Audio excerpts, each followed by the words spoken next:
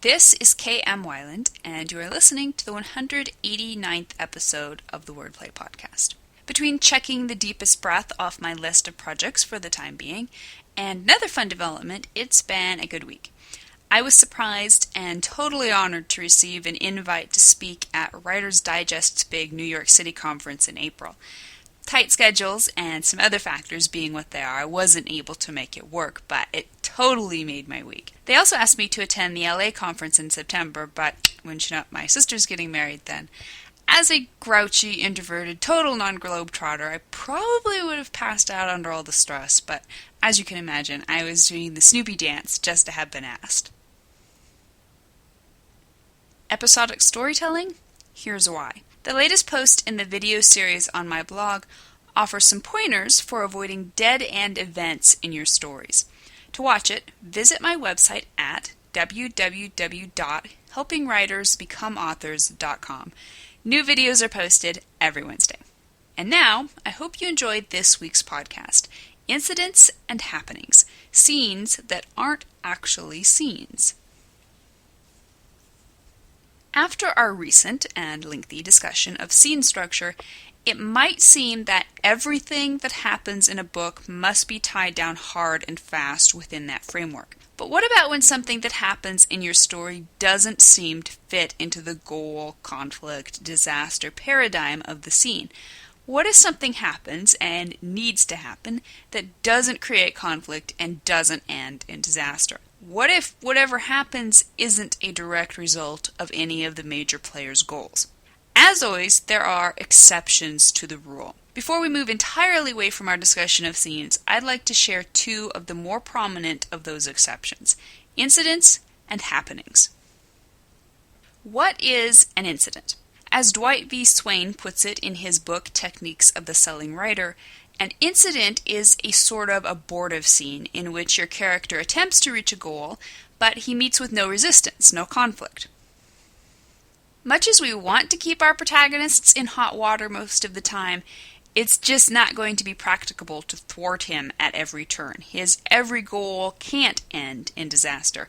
Sometimes he's going to get exactly what he wants. Let's say you have a detective character who needs to dig up some info about his suspect. He goes downtown to talk to his old mentor, a retired cop. They settle in for coffee, chew their toothpicks, and the young cop acts on his goal of discovering the needed information by asking his mentor to tell him what he knows. You could very well turn this into a full-blown scene. Maybe the old cop doesn't want to spill. Maybe he's scared, maybe he's corrupt, or maybe he's just ticked off at the young cop for any number of reasons. Now you've got conflict, and when the scene ends with the old cop refusing to share the needed info, threatening the young cop, or maybe getting gunned down by a watchful mobster, then you've got a disaster and a full-blown scene.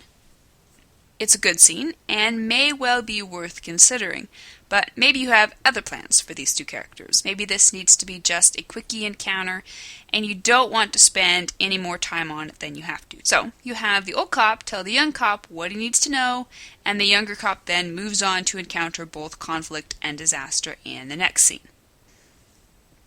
What is a happening? Dwight V. Swain again. A happening brings people together, but it's non-dramatic because no goal or conflict is involved. Not everything that happens in a novel is going to be fraught with conflict. Sometimes a casual meeting between people is necessary to introduce characters, information, or maybe just to serve as a distraction for either the protagonist or the readers from something more important that's going on. You can't blow up every exchange of pleasantries into a full-blown scene.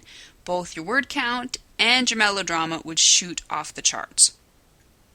Maybe your young cop is on his way to talk to the chief of police when he meets a fatally beautiful blonde in the elevator. This is an important encounter since in a few chapters, that blonde is going to become both his love interest and a key witness within the investigation. But for now, all you want to do is plant the indication that she's going to play an important role. She drops her poodle, he picks it up for her, she bats her eyes, and they exchange a few words. Then the elevator stops and she sashays off. End of happening. Again, you could turn this into a full-blown scene with all the trimmings. Goal: young cop wants to make a favorable impression on beautiful blonde.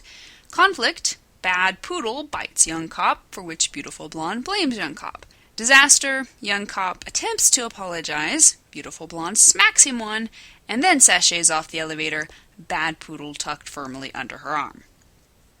All of this might also be worth a consideration, since it could lead your story in some interesting directions, but you have to determine if that direction is one you really want to explore. If not, a happening, which allows the characters to meet briefly and then frees the protagonist to pursue the true arc of the scene, may be better suited to keeping the story moving right along.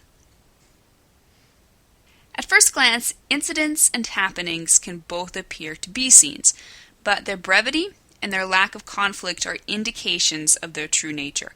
Don't take their inability to fulfill the demands of scene structure as something prohibitive, but do recognize them for what they are and use them sparingly and with care.